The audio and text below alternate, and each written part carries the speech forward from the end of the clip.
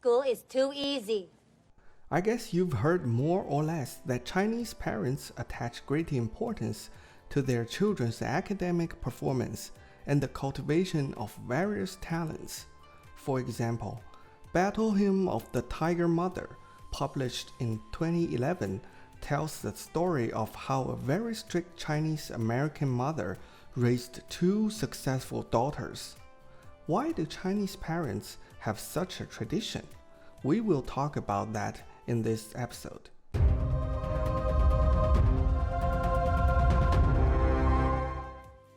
It all started during the Sui dynasty, more than 1,400 years ago. This dynasty was as short-lived as the Qing dynasty and perished after only 2 emperors. But the Sui dynasty contributed an influential talent selection system to Chinese civilization, the Imperial Examination System, 科举.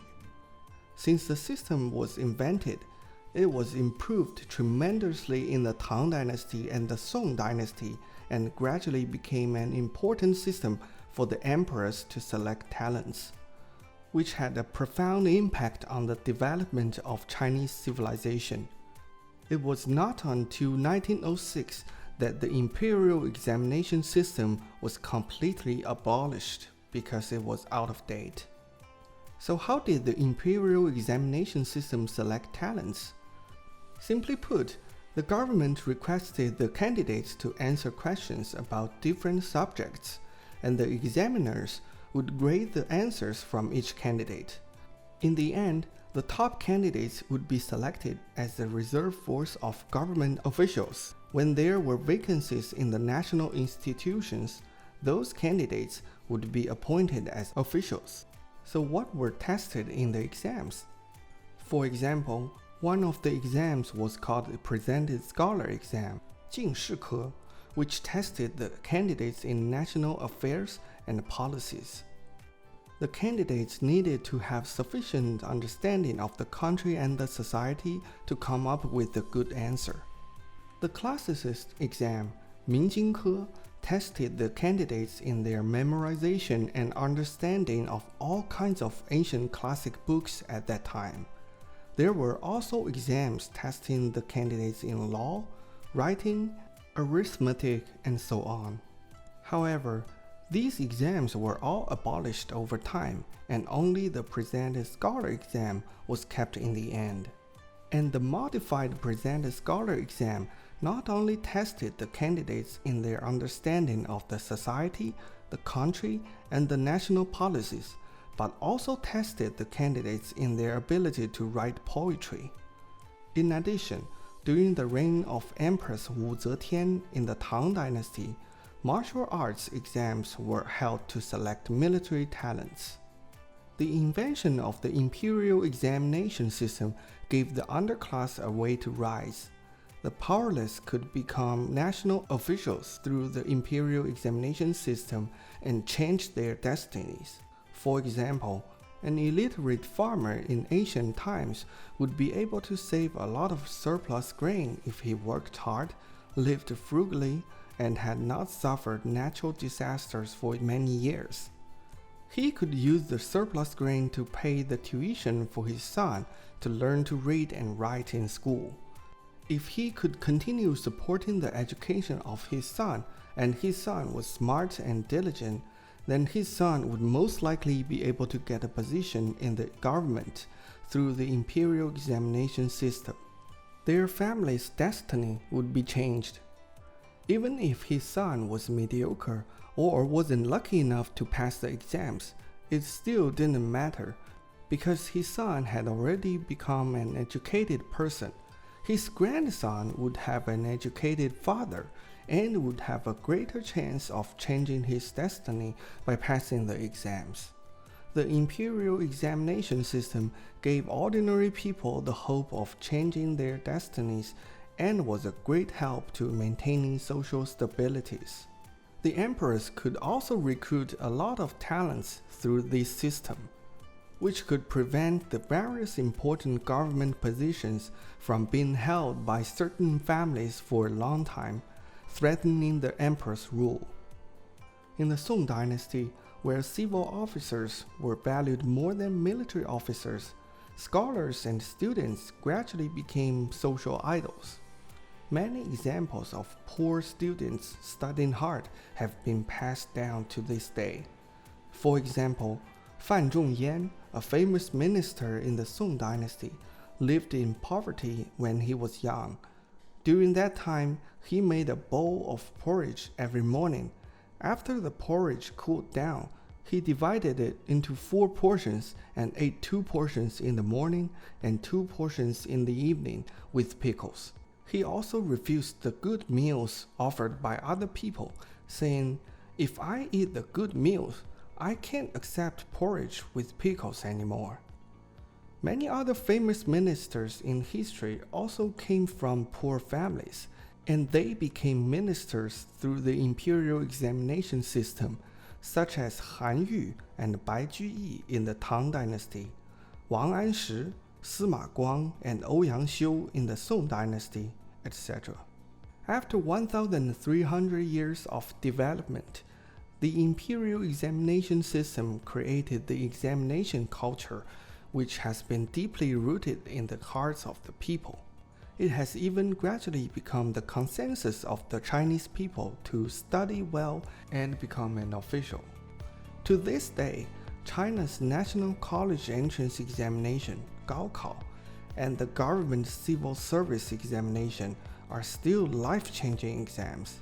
If you get a high score in the National College Entrance Examination, you can go to a prestigious university to study. If you pass the Civil Service Examination, you will become a government civil servant with a very stable income. These are all very attractive life choices. The Imperial Examination System was also adopted by other countries in East Asia, such as Korea, Vietnam, and Japan, etc. Likewise, after entering the modern era, these countries adopted a college entrance examination system similar to that of China. Now you can see where the various memes about Asian parents come from. It's not easy to be an Asian child. Although the Imperial Examination System provided an important way to the large number of commoners to rise, this system gradually fell behind the times after many centuries since the Sui dynasty. Especially in the Ming and Qing dynasties, the content of the imperial examinations gradually narrowed down to only the 4 books and 5 classics. 9 books that were nearly 2,000 years old at that time. There were also strict rules for answering the questions. The essay must be written in 8 parts, and each part must be written in accordance with the rules. Therefore, this essay format is called the 8-legged essay. The content of the examinations became so narrow, and the rules were also restrictive and rigid, thus imprisoned the mind of the scholars and students. While at the same time, in the West, the Renaissance began, followed by the birth of great scientists such as Newton and Darwin, and finally the Industrial Revolution began. From then on, the gap between China and the West was widened. But if you think that the Imperial Examination System is a bad system, it would not be very objective. Let me briefly talk about the talent selection system before the Imperial Examination System. The talent selection system before was called the 9-rank system, which was introduced by Cao Pi, the son of Cao Cao, during the Three Kingdoms period. The 9-rank system worked like this. Each commandery nominated a person working in the central government as a talent evaluation officer called senior controller. These senior controllers would nominate junior controllers as their assistants. According to the central government talent classification criteria, these controllers classified the local talents into 9 ranks based on family background, morality, and ability, and submitted their names to the Ministry of Personnel, the central government department that managed officials. which would appoint the selected talents to various government positions. During this period, the national talent selection was controlled by the dozens of senior controllers. Many people became government officials by bribing the senior controllers and junior controllers. Therefore, it was easy for the senior controllers to form their own huge interest groups that threatened the emperor's rule. Compared with this system, the Imperial Examination System was much better. The Imperial Examination System had clearer talent selection criteria, much lower threshold for participation, and strict examination procedures to prevent cheating. Of course, inevitably, there would be cheaters. The system before the 9-rank system was called the Recommendatory System, which was relatively similar to the 9-rank system. The Recommendatory System began in the reign of Emperor Wu of Han. Each year, local officials recommended some people who were filial to their parents, or hardworking, thrifty, and honest to serve as officials. The recommendations were mainly based on morality, with less emphasis on talent. Since the power to recommend talents was in the hands of several local officials, it was easy to breed corruption and to form interest groups. And the system before the recommendatory system was a hereditary system.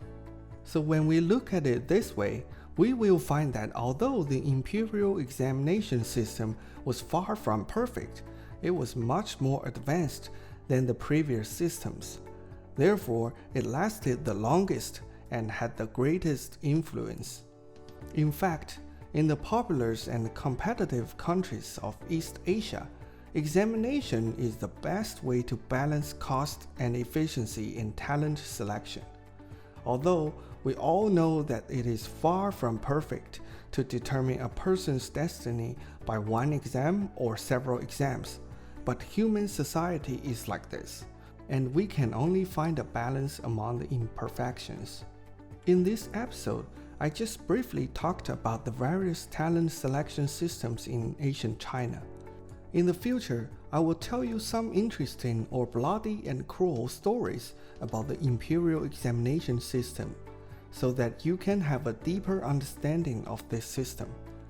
So what are you waiting for now? Hurry up and go back to your homework!